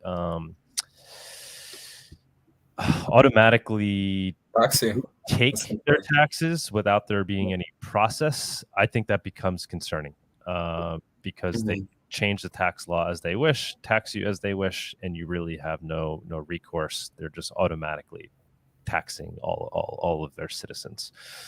So go ahead. I think that's interesting that they're already testing that in their pilot, this automation of taxing. Exactly. And then they also talk about privacy. And then they just disregard it and they say something like, so understanding that privacy is a concern, that's something there can be solutions put forward to as part of the pilot. So you're not going to get privacy, of course, in the CBDC. They want to tax you, put negative interest rates so that you have to spend your money. It's just full control of your money. But let's talk about a Monero tip function integrated in Nostr client. People are discussing it, of course. Someone said, nice things about Nostr is anyone can freely build a client that have whatever features they want. So people are talking about a CSS proposal. Justin came in the comments, anyone who has the time to work on this, we can possibly even hire them for cake to do such a thing. Send me an email. So yeah, people are interested in Monero on Nostr, which is awesome. Then let's go to this post by Vanessa, which is very concerning. Discover card to begin tracking gun purchases in April. Then she said, do we need a nationwide campaign to educate all gun stores and the customers about Monero? Sounds like great early adopters, great early use case for Monero, right? Yes, exactly. And it's, having privacy doesn't mean that it's all about criminals and people purchasing illegal guns, and it's about your freedom. And this is insane. And they want to track everything that you do. Then let's talk about Zaco and where's the video? And then a video from a podcast that we'll play in a second. Yeah, we can pass that. We talked about this to great length. Yeah, we can pass this whole story.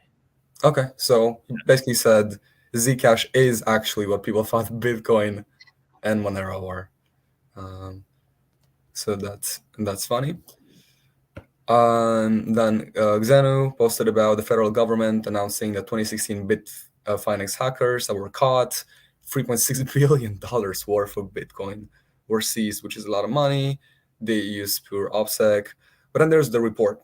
And the report is very interesting because, and the people on Twitter can see, but it's a chart, it's a tree chart, and then it shows Bitcoin wallet to Bitcoin wallet. But when it comes to Monero, it just stops. There's no more. Yeah, and the concerning part is this is, the report that Greenberg referenced as, alluding to the fact, or showing good proof, strong proof that Monero is traceable, that they have the ability to trace Monero. When it does not show that, if anything, it doesn't show that. It shows the opposite. Yeah. So, and I talked to one guy from Elliptic, so not chain analysis, but I guess the competitor in Miami, and then he said personally that they can't track Monero. So if Elliptic can't, they just can't. They can't track Monero. But then this was really awesome. So the last thing that I want to mention,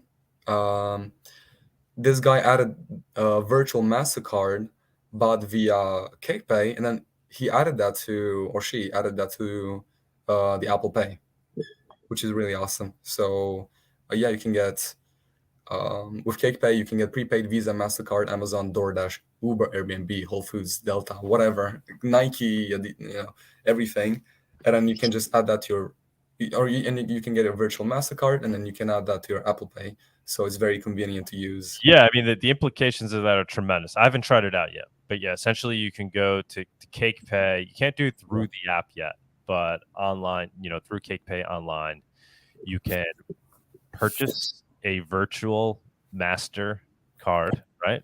Yes. With Monero, you have to fill out. You have to supply some information. You have to supply an email. It does ask for an address and a phone number.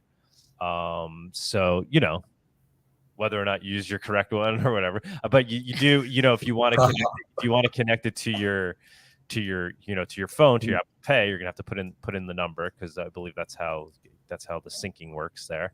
But effectively, then you can connect, once you purchase that MasterCard with Monero, you can input it into your Apple Pay, and so seamlessly use that wherever MasterCard is accepted using Apple Pay. So you're basically using a credit card, like a MasterCard, that you pre-purchased with Monero. And so that covers, a lot of, many vendors, right? So you're now living off of Monero effectively, very conveniently through Apple Pay.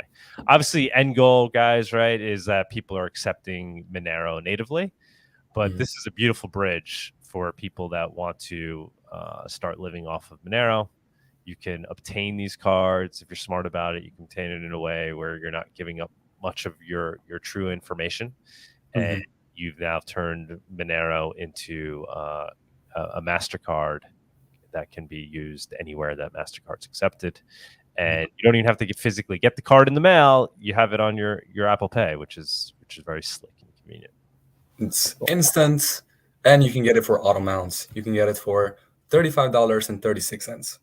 Yeah, that's the other thing too. You could actually get it for I think $1,000 max at a time, but you could buy up to, I think, 10 cards in a day or something.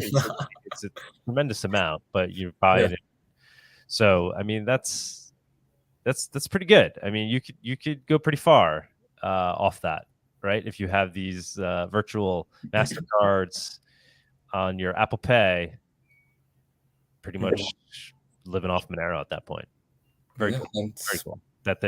It's very cool that Cake is really focused on this, on these goals, right, of making Monero as usable as possible for purposes of essentially living off of it, growing adoption. So kudos to you, Cake, for keep pushing the boundaries there. It's awesome. And it makes it easier to even give people Monero with the app, because now you don't say, oh, well, if they accept Monero or get them into accepting it. No, like, I'll give you some Monero. Exactly.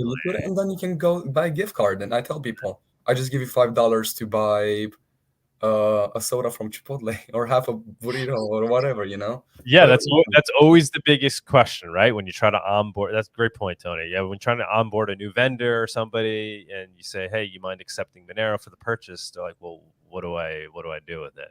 Like you do whatever you would do with money, right? Whatever you do with cash, you can go use it. You go use it anywhere, essentially. You could turn it into a MasterCard and go cash out with it.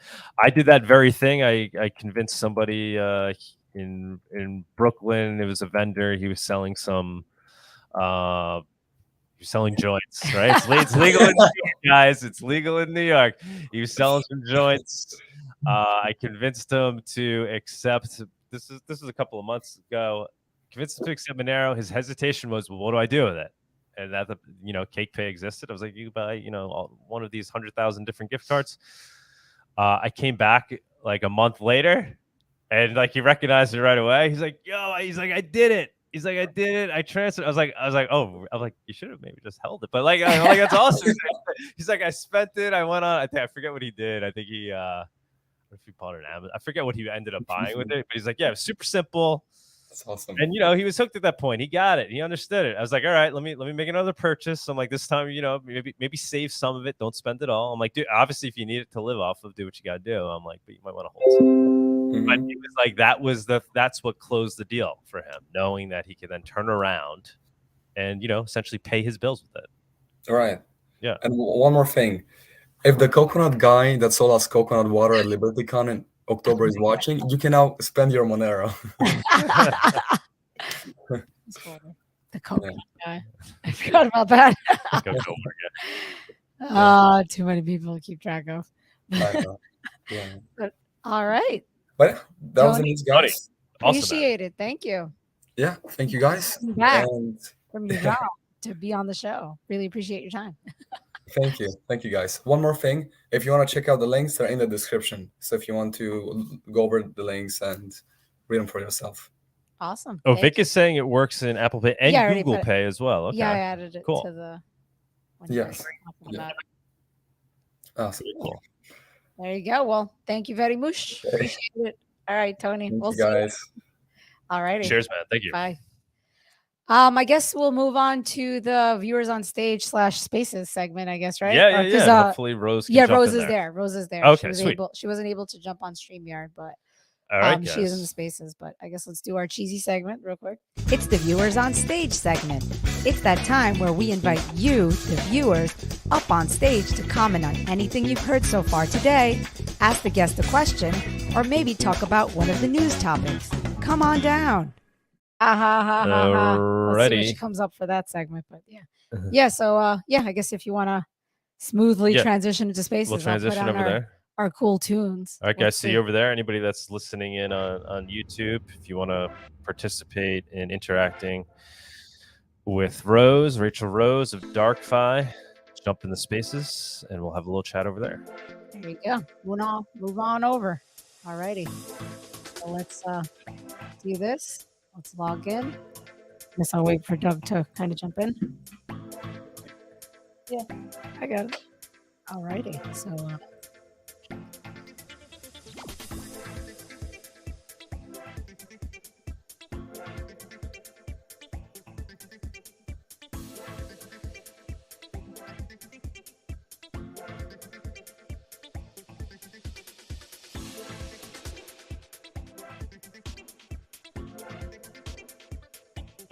just waiting for Doug to jump into the chat so you guys can hear that.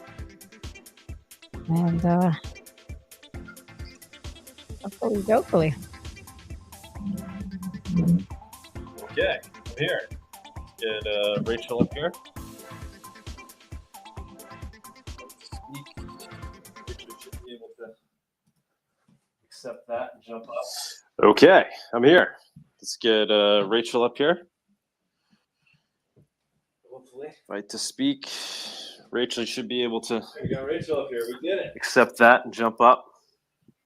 Yes, much better. Oh my god, so much better. Hopefully. This is great. It was horrible. It was really. All right, we got Rachel up here. We did it. Got to make it out. But yeah, I know. Yes, much better. Oh my god. Oh yeah. It works now.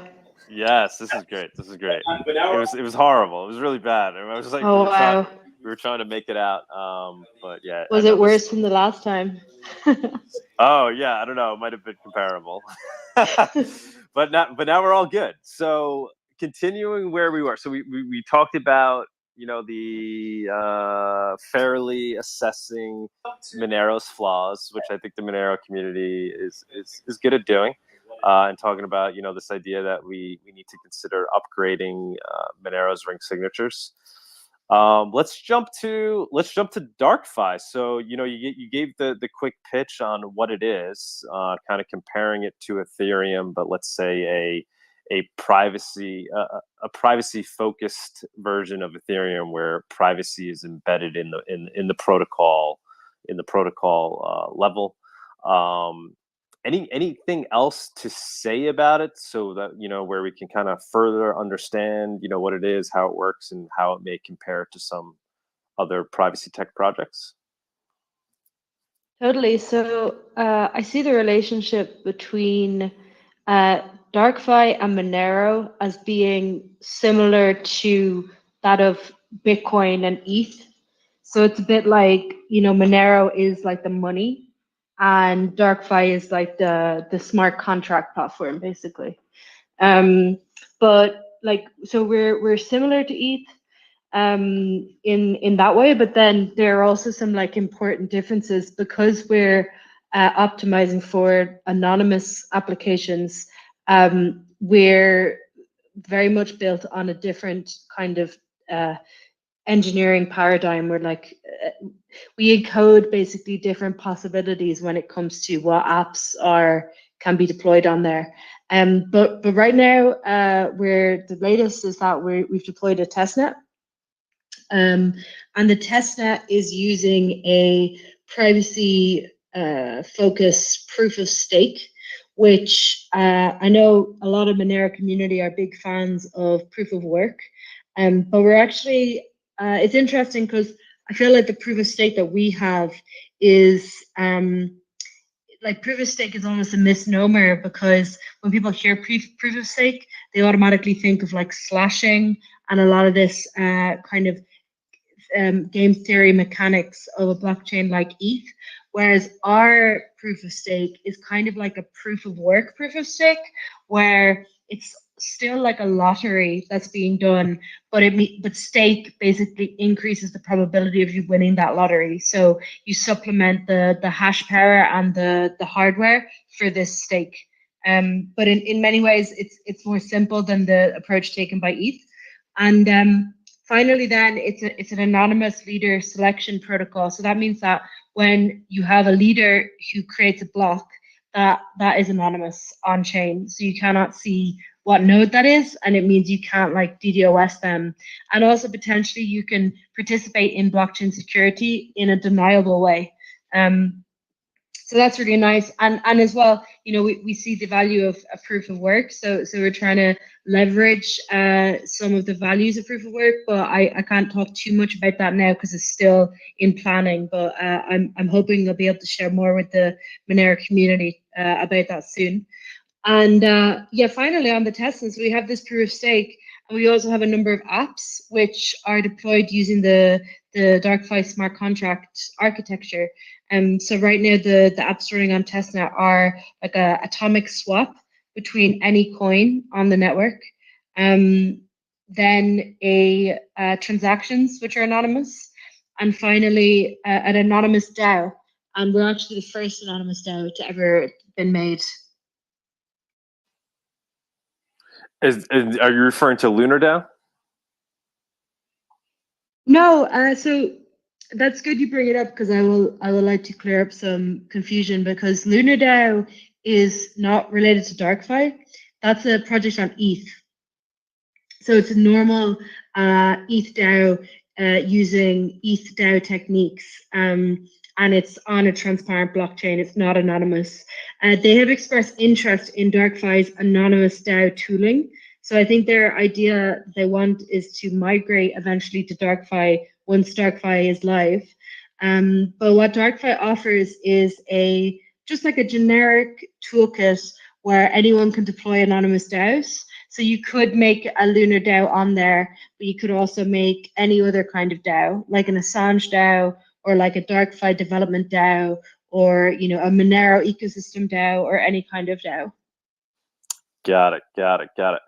Who do we have any idea of who from? I mean, I guess obviously without naming names, exposing people, but like in what capacity Darkfi will be participating in Monerotopia? Do you guys know like who's going to be presenting or what the presentation is going to be? Well, I think the cool thing is reading from that thread, which is about using trustless CK snarks in Monero. The last message, Amir, who's the Darkfi researcher, Amir Taki, said that he might present that research at Monerotopia. So that sounds promising. From my side as well, I'd love to be able to join. It's just with the moving parts, it's been hard to lock it in, but I'm hoping to lock it in like as soon as possible, because then it's more affordable, the flights, etc. Oh yeah, we'd love to have you down there in person. That'd be so amazing if you could swing it.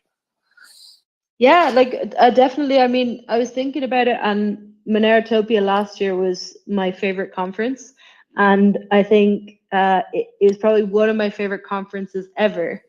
Alongside, controversially, I went to a very early Zcash conference. I think it was ZCon 0, and that was good. That was comparable to Monerotopia, because they were both small community conferences with like very high quality content. I know that probably that's going to trigger you to have a comparison to a Zcash thing. No, it's honestly I'm glowing over here. I'm smiling. To hear that from you, that we that it was one of your favorite conferences means a lot. That we're that's what we're striving to keep it that way. That's amazing to hear. I think one of the really cool things too is that we're really open to other projects participating. So we're not trying to make it maxi in any way, right? So obviously, you know, I'm most interested in Monero and the digital cash concepts, but I want it to be open to any other project that's kind of, you know, into these same concepts, these cypherpunk ideals of trying to build out, you know, a parallel economy outside of state control in whatever form they're doing it, so that, you know, ideas can merge, people can meet, people can talk. I think a lot comes from that. So we're trying to be as open as accessible in that regard. Yeah, that's awesome. And I think that's possibly why I thought the conference was good, was because it was a very value aligned community. So it's like super productive. You have a conference with, you know, like essentially agorists who share a common mission. Yeah, it's a nice environment. Let me see if there's anybody want to jump up and ask any questions to Rachel Rose. Now's the time. You could ask a few quick questions. I see Lip is requesting. Anybody else want to jump up? Now's the time. Just request. You could throw a question out there to Rachel with regards to Darkfi. Jaded, let's get him up here. Anon Shop.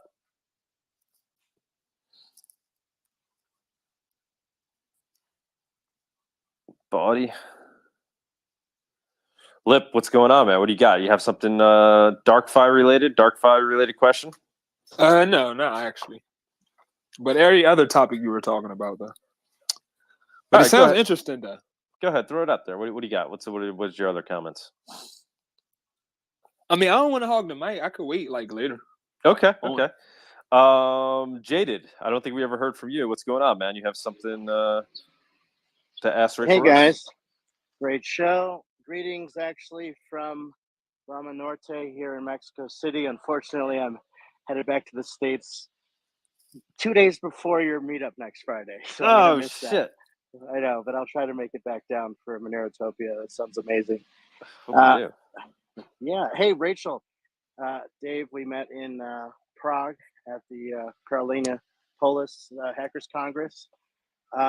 Just continued to follow Darkfi, continued to be inspired by the possibility there, especially as more and more news comes out from various governments around the world, how necessary something like this is. So I'm so glad it's in testnet now. I'm so glad we're going to have something live, hopefully by the end of the year here. And, you know, these tools, I think, are going to just become so critical very, very soon. So really glad this is a possibility. I have a question. One of the conversations from Prague, and then I talked a little bit again to Seth for Privacy at a Monero Meetup in Austin a month or two ago. There was a conversation about the launch of the initial distribution of the Darkfi token. I know there's some obvious concern about proof of stake and centralize that, but one of the ideas that was floated was possibly merge mining the initial distribution with something like Monero, which seems particularly topical given this is a Monero space here. I wonder if you could speak to that, or if that's one of the things that's still in planning that you can't speak to, and I shouldn't have even said that. Hey, well, I think it's fine that you brought it up as a little teaser for the community, but you know, I have kind of alluded to that when I said that we want to kind of wield the power of proof of work where we can. However, I'm reluctant to like fully like double down and commit to that yet, because we're still in like the kind of simulation period. So basically we're simulating a bunch of different scenarios, and we're going to try and decide based on like what is the most favorable for in terms of like having a wide decentralized distribution. So that basically involves like, yeah, you have like you create scripts which, you know, try to project what different outcomes could have based on different parameters.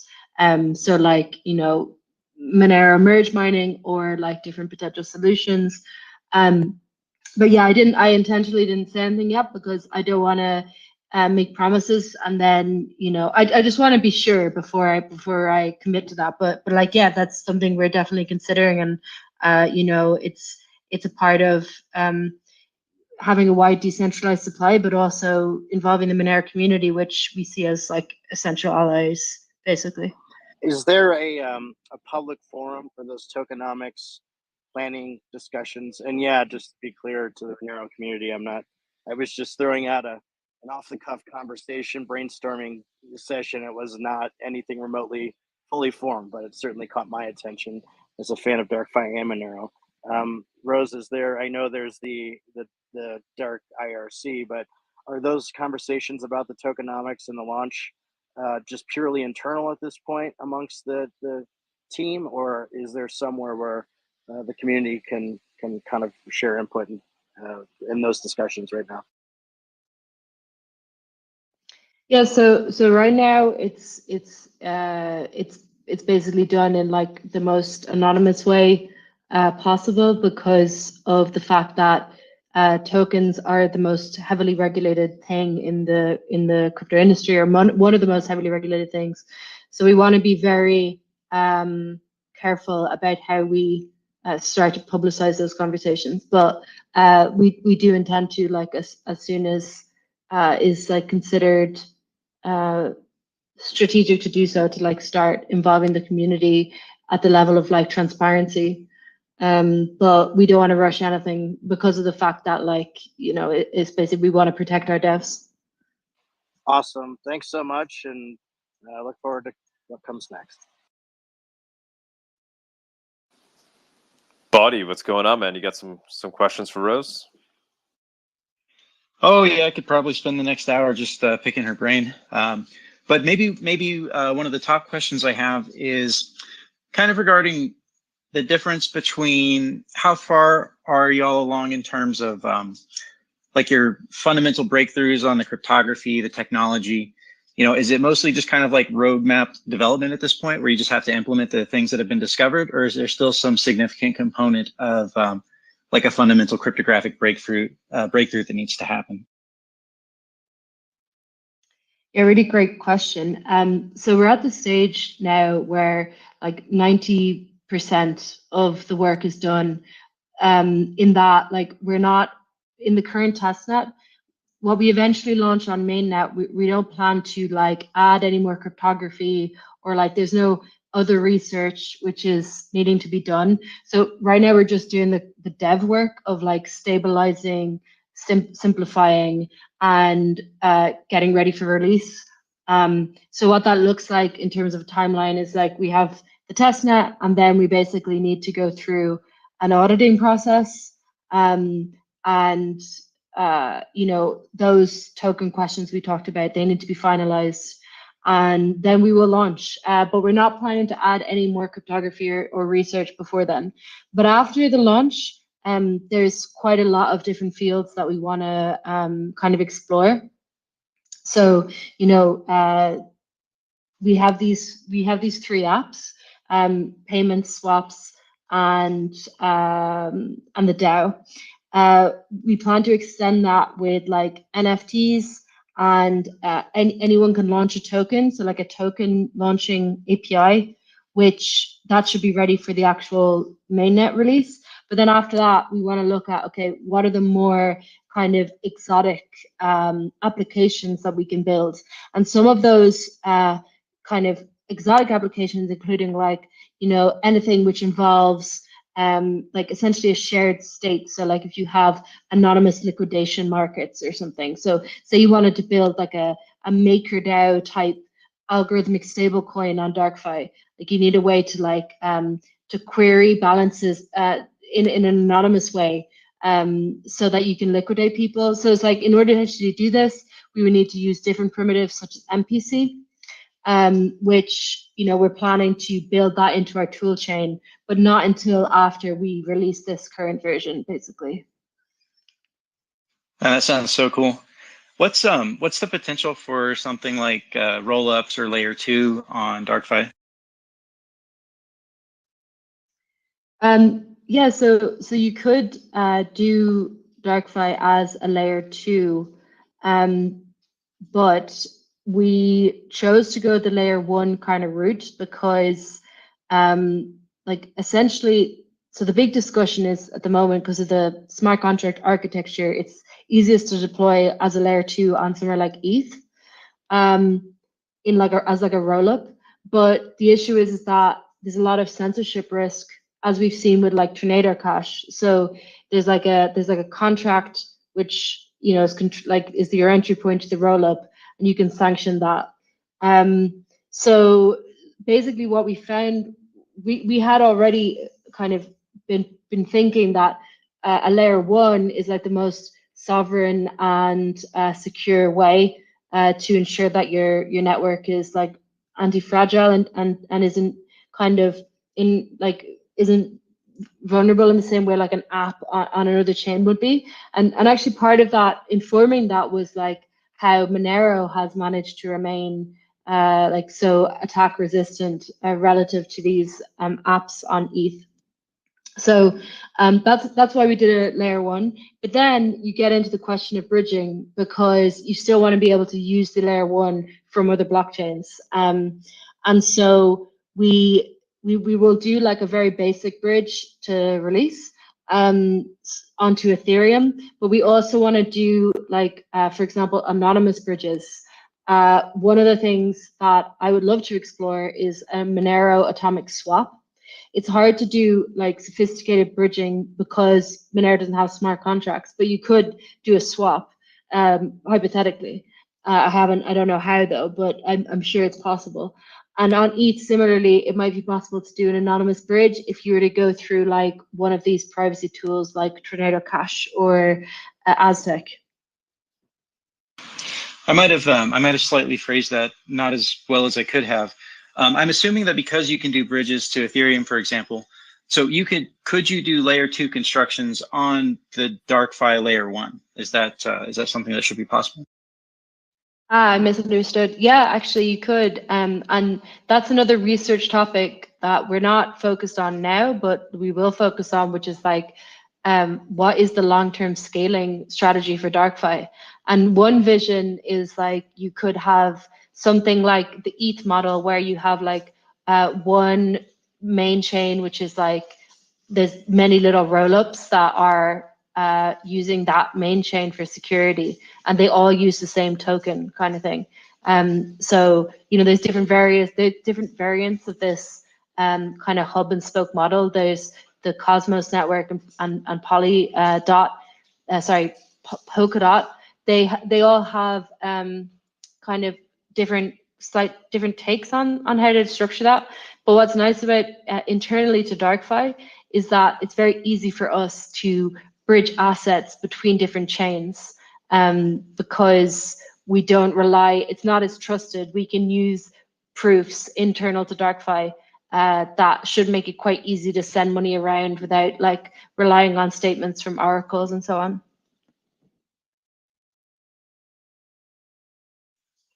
I had maybe another thought, and this is just kind of out from left field. So one thing that I thought would be really cool for a chain to do is to make the issuance schedule a function of both block height, but also difficulty, or I guess in the case of proof of stake, the number of stakers. So that as you get more difficulty, as more people, more miners come onto the network, you end up increasing the issuance so that people that start mining a little bit later can actually have some reasonable hope of getting a not insignificant amount of the currency. I feel like that's a little bit more fair in the coin distribution.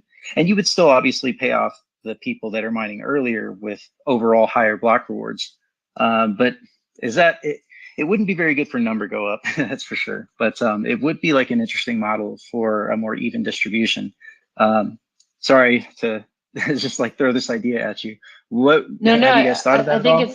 I think it's totally interesting, and I do think that you need to incentivize the security, and so, you know, there's a belief in many blockchains now that you can kind of phase out block rewards, and the network will be self-sustaining because the coin will be valuable enough. But that's not proven, and we don't know if that's true. So actually on Darkfi, we're currently researching an EPI 1559 fee burning model. So it's not EPI 1559, but it's based on that, where it's like, okay, you can keep issuing rewards with the blocks, but then you also burn with transaction fees. So what's nice about that model is that you basically create a feedback loop between the price of your coin, or like the inflation rate of your coin, and the usage of the blockchain. So on Darkfi, like we're very early stage right now. We won't have like a high threshold of users or of like transaction throughput. But you know, over time, we're incentivized. If we adopt this fee burning model, we're incentivized to make it so, like, to push that to the absolute limits of what Darkfi can support in terms of transaction throughput. Earlier, you were talking about how you guys aren't really in favor of slashing as the security mechanism for proof of stake. Could you talk a little bit about how your proof of stake is different and what you guys are doing there to, you know, what the game theory is on that? Totally. So I'm not a consensus dev. I just have like a high level understanding of the Ouroboros, but it's called Ouroboros Crypsinus, and it's an anonymized version of Ouroboros, which both were invented by a professor called Agalos. I'm not sure of his surname, but he works with the IOHK Institute, and it's never been implemented. I think Cardano was implementing one, but like a version of Ouroboros Crypsinus, but they actually stopped. So right now we're the only implementation. But basically you have this stake which is like in your, you know, you have your stake there, and then at the same time you run this algorithm, and that is basically a lottery. And depending on what your stake is, that increases the probability that you will win the lottery. And that's basically, once you win the lottery, you get to mint, like locally to your computer, you get to mint a proof, which allows you to claim a reward as the next block leader, essentially. So that's how it works. There's no like posting, I guess on ETH, again, I'm not a consensus dev, but I guess it involves like committing to some stake, and then that stake, or like you must send your stake somewhere, and then that stake can be taken if you go offline or something. But in our implementation, there's no like sending of stake to somewhere, or like potential that your stake could be slashed or anything. Awesome. Thanks so much for entertaining my questions. Hopefully, I'll see if anyone else has some questions.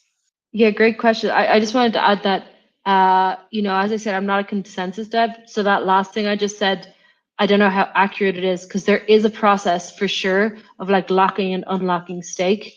But it just doesn't involve sending it to like another address, which is what I assume happens on ETH. But I'm not a consensus dev. But like the main thing I know is that like you run this lottery, stake changes probability of you winning, and it allows you to anonymously create a block and claim a block reward. Great questions, buddy.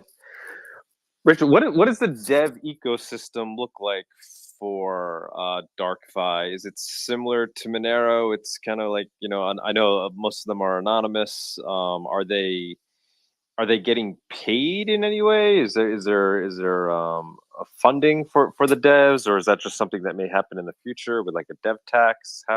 What does the dev ecosystem look like?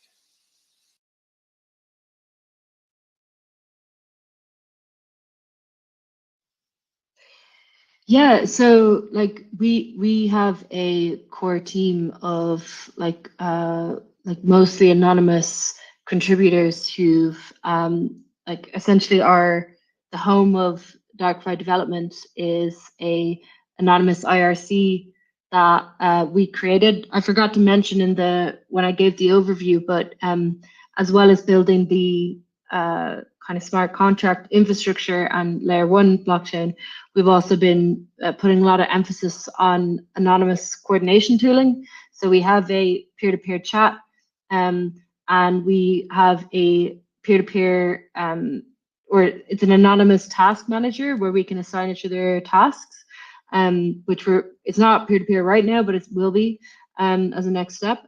And because we have this peer-to-peer network, which is very extendable, so we can quite easily plug apps into that. And another next step, which we haven't done yet, is also migrating to a peer-to-peer Git instance, so we can anonymize our Darkfi contributions instead of using this like Microsoft-owned like centralized website of GitHub to coordinate Darkfi development. So like, yeah, as I said, but right now it's like totally transparent. You can find everything on GitHub. You can also join our dev chats, which are every Monday at 4 p.m. Central European time. And as we move to Darkfi, like as we launch the actual platform, which I think I mentioned, or I'm not sure I mentioned, but the current timeline for that is end of this year, depending on how long the audit takes. So as we move to Darkfi, we plan to migrate all of the development work into a anonymous DAO, and from that point, the development of Darkfi will look fairly similar to Monero's development, where you will have like these kind of people like posting using like we haven't figured out like if this will be like how this will be done, but like presumably there's like somewhere like on the IRC, for example, where people will post like what their grants will be, or what money they need for what work, and then via the DAO, money will be sent to them to do work on that task. That's how we plan to structure it, and that will be the best way, as it's like a highly secure, fully anonymous way of like continuing the Darkfi project while like protecting developers. However, right now we're in more of like a launch phase, which has like a slightly different model. And so, you know, different devs are using different solutions to try and contribute on Darkfi. You know, there has been some support from the community in various ways in trying to get the project off the ground. So that's been helping fund Darkfi development as well. Awesome. And so the DAO, how is the DAO funded? Like, just trying to understand that. Where does the funding come from for the DAO? Yeah, so definitely depends on the DAO. Like, you know, when you create a DAO treasury, it's just like creating a wallet, and then people can send money to that wallet. So it depends on the DAO. But specifically to Darkfi, like there will be and again, we haven't like discussed this publicly at all, or even finalized this. But the general idea is that there will be an allocation of dark token that goes to a DAO, goes to Darkfi development, and some members of the community will have governance rights over this DAO. So they'll be able to vote on how the money is spent from the treasury, basically. So, like as I said, similar to how Monero dev work is paid for, they will like make a grant proposal type of thing and say like, hey, shoot me some funding for this, and then the DAO participants will vote to say yes or no to distribute the funds. And also using Darkfi DAOs, that is completely anonymous. So the treasury is invisible on the blockchain. All the people involved, like who are operating the DAO, and the DAO recipients are also completely undetectable. Fantastic. Rachel, thank you so much. Greatly appreciate you taking the time to jump on today and you know, give us a little bit of an update on Darkfi. Very excited to have you guys participate in Monerotopia, whatever capacity you can. would be amazing if you could make it down there in person. It would be fantastic. Thanks so much for having me on, and sorry for the technical issues. I feel like my Monerotopia experiences have been a bit cursed. But thankfully, we got this. We got this Twitter Spaces working. It's good. It just makes it more mysterious. More mysterious. Thank you so much, everybody, for participating. We're gonna end it here. Just the quick shill for the conference. Monerotopia.com. Check it out. Lots of amazing speakers. The conference is kind of taking on a life of its own. We got a lot of different projects that will be down there participating. Grab a ticket, grab your flight, come down. It's super cheap once you get down there. We listed hotels that you can find in the area, ranging from $40 a night, or even cheaper if you want to stay at a hostel. Cheap Airbnbs for like $50 a night, and then like super nice places for like $200 a night, where you can live luxuriously in Mexico City for a couple of days. But highly recommend you guys try to come down. It's gonna be a scene. Thank you so much, everybody. We will see you next week, same time, every Saturday, 11 a.m. Eastern. Thank you, guys. Cheers. Adios. Thanks so much. Thank you, Rose. So long.